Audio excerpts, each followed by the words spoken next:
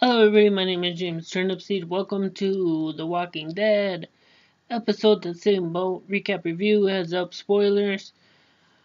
Description from TV. In the aftermath of a minor success, the members of the group are taken and held hostage. Basically, that's what happens.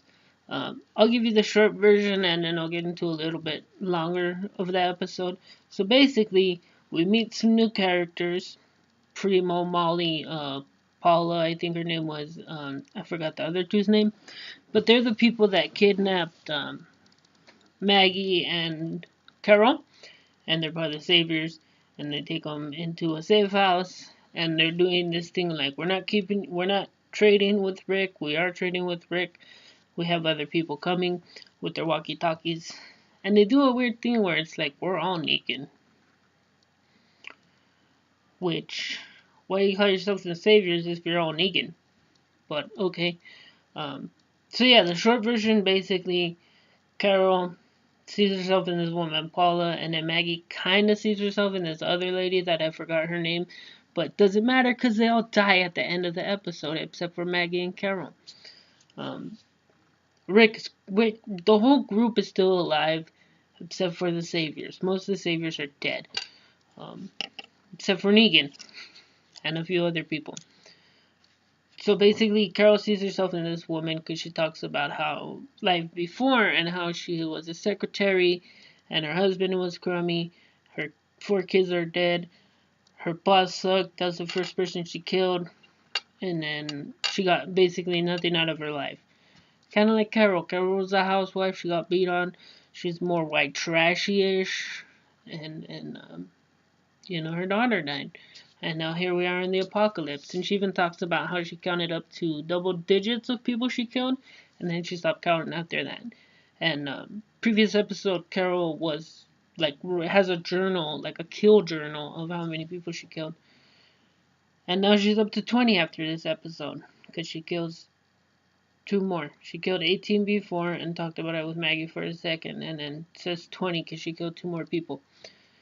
And then Maggie gets sick and they separate them. They're doing like good cop, bad cop kind of, but not really. And this other woman is missing part of her pinky.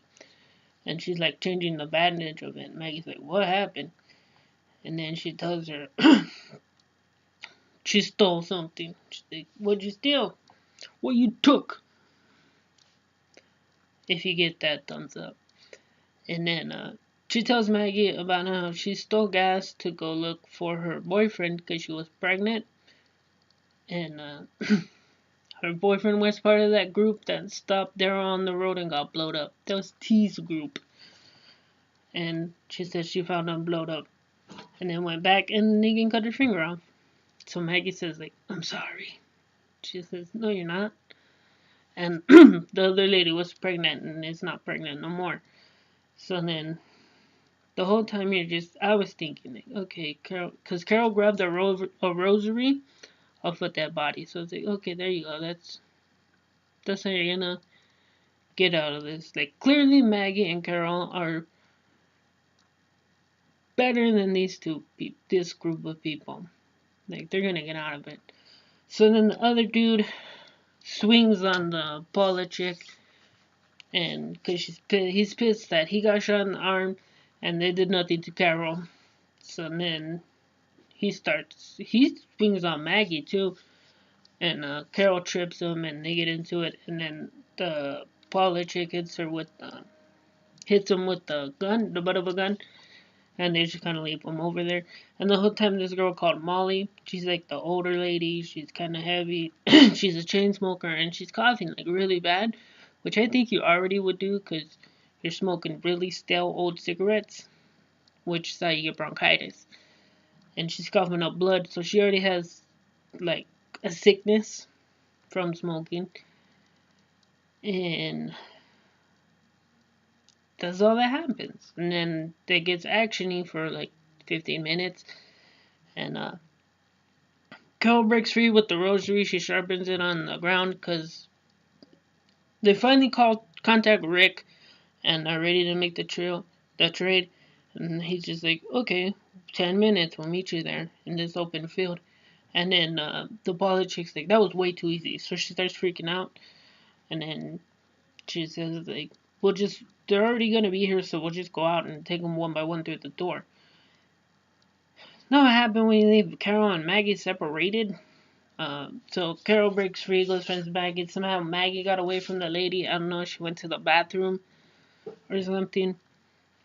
And then, so they break free. They go back into that room that they were in. They untie the tourniquet from the dude's arm because he died and he's turning. So they tie a rope like on his belt to a pipe, and then the Molly girl comes in. She gets bit in the arm. Maggie steals her knife and stabs her, and then they go in the hallway, and that lady that was questioning Maggie gets into it with Maggie and swings at her belly, so then Carol freaks out and shoots her, and then they get into a standoff with the Paula chick by some zombies and loose pipes, and Carol tells her to run.